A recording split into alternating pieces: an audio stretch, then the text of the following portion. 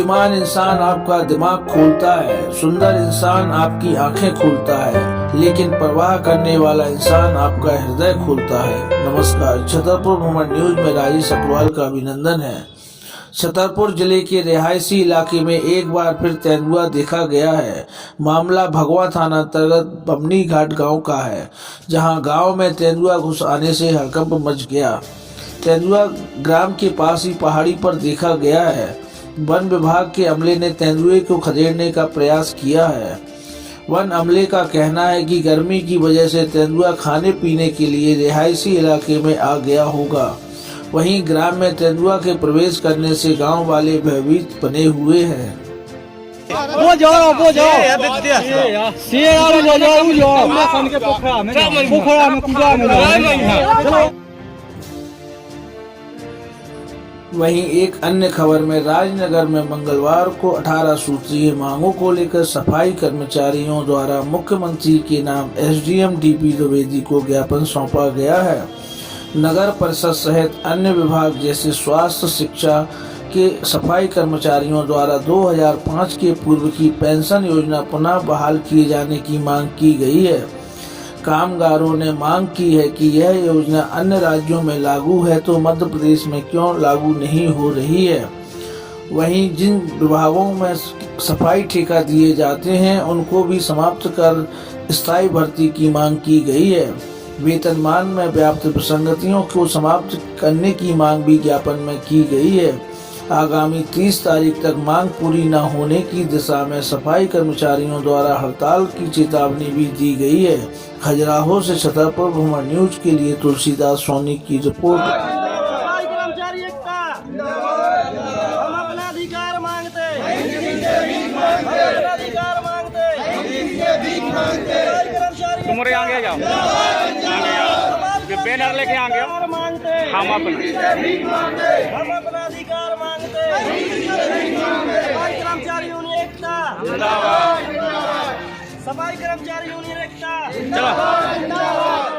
ये हम लोगों की 18 सूत्री मांगों के लिए हम लोगों ने ज्ञापन दिया है डीएम साहब के लिए, और लगभग 10-11 तारीख को मैंने दिया था।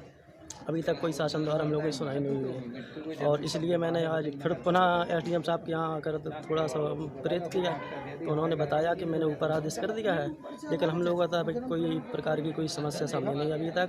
अगर आज हम लोगों ने हाफ रखा है, अगर हम लोगों को 30 तारीख तक किसी प्रकार का निर्णय नहीं होता है तो हम लोग 1 तारीख को पुनः हड़ताल करेंगे।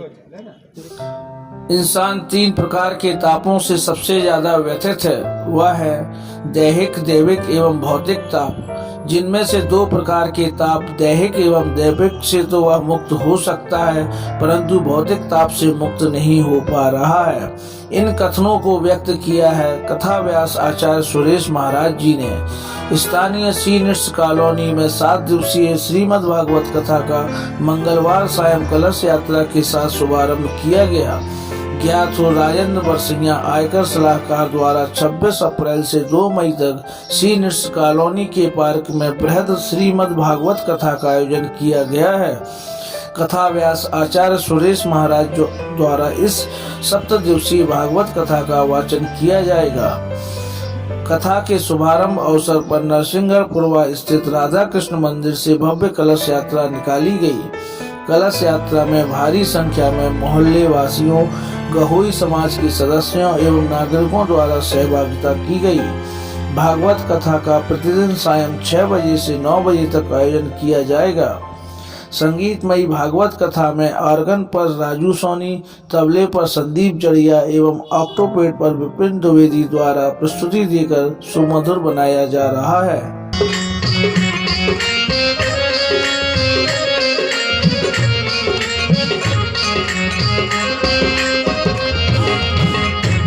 वर्णन करते हुए सूत जी महाराज ने बताया भगवान के 3 ही काम हैं। विश्वोत्पत्त्यादि हेतवे, विश्व की उत्पत्ति करना, विश्व का पालन करना और विश्व का लय करना। हम आप लोग 2 काम करते हैं केवल। किसी भी पदार्थ वस्तु का उत्पन्न तो करते हैं, पालन पोषण भी करते हैं, पर हम उसको नष्ट करने में दुखित हो जाते हैं। पर जितने प्रसन्नता से भगवान संसार का निर्माण करते हैं, संसार का भरण पोषण करते हैं, उतने ही प्रसन्नता के साथ उसका विलय भी कर देते हैं, उसको नष्ट भी कर देते हैं। जितनी प्रसन्नता निर्माण और पोषण में भगवान को होती है, उतनी ही प्रसन्नता भगवान को विलय करने में होती है। भगवान के 3 काम हम लोग भी वही करते हैं, लेकिन आखिरकार तीनों का भगवान का काम, उससे हमारा क्या मतलब है? हमारा मतलब है, अगले पद में बताया, ये 3 भगवान के 4 काम हैं। हम आप 3 प्रकार के तापों से अत्यधिक प्रभावित हो रहे हैं, और भगवान ही एक ऐसे हैं जो तीनों प्रकार के तापों से हमको मुक्ति दिला सकते हैं। 3 ताप कौन कौन से हैं? दैहिक, दैविक और भौतिक। दैहिक ताप, शरीर में किसी प्रकार का कष्ट या रोग हो जाना।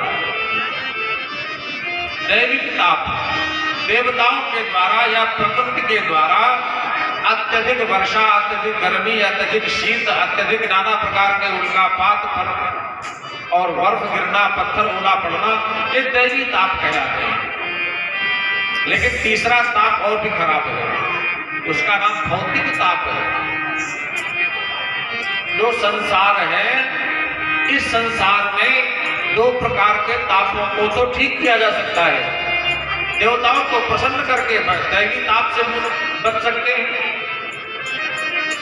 औषधि के द्वारा शारीरिक रोगों से बचा जा सकता है। और भौतिक ताप बहुत ही विचित्र है। अगर इस पर प्रकाश डाला जाए, भौतिक ताप क्या कहलाता है? संसार में अनेक प्रकार की व्यवस्थाओं को हम स्वीकार ना करके दूसरों के जैसा बनना चाहते हैं। दूसरों के उत्कर्ष को देख करके हमारे हृदय में जो ताप या बुखार या दोष आ जाता है, उसी का नाम भौतिक ताप है। संसार में प्रत्येक व्यक्ति दूसरों के प्रगति को देख करके जो प्रभावित होता है, उसके भाव से, उसके ताप से रोगी हो जाता है, उसी का नाम भौतिक ताप है। अथवा ये कहा जा सकता है, भौतिक ताप वो है कि संसार में बार बार जन्म और मृत्यु के रोग के कारण उसके अंदर जो अनेक प्रकार का अज्ञान उत्पन्न होता है, ये तीनों प्रकार के तापों से प्रभावित होकर के दुखित रहता है। लेकिन इन सब का उपाय क्या है? इन सबसे दूर रहने का, बचने का लक्षण क्या हो सकता है, उपाय क्या हो सकता है? उसका केवल एक ही उपाय है। हम आप सब मिलकर के कहें, श्री कृष्णाय वयं नमः। हम आप सब मिलकर के भगवान के श्री चरणारविंदों में नमन करें, प्रणाम करें। तब हमारे आपके जीवन में किसी भी प्रकार के ताप और दोषों का प्रभाव नहीं रहेगा।